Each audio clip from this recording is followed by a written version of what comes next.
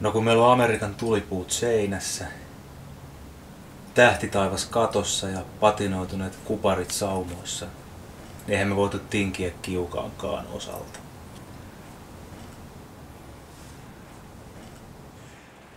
Raksa-projektissahan on 1 000 000 eri osa-aluetta ja jos yksi kyykkää, niin kyykkää moni muukin.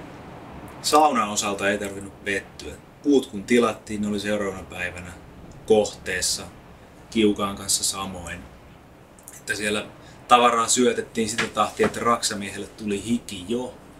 Ei tarvinnut seistä tumput suorina, että toimitus kokonaisuuteen ei voi olla muuta kuin tyytyväinen.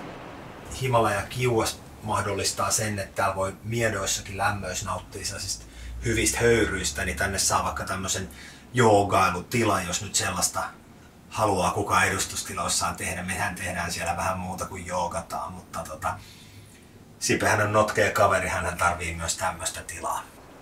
Tossa on 100 kiloa kiveä tuossa Kiukaassa, niin se pöhisee Miedonlammakin lämmöllä aika hyvin.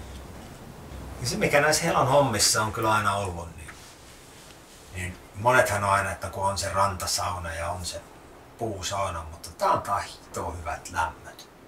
Tällainen, että sopii meille, että on se urbaani miljööseen äärettömän hyvin.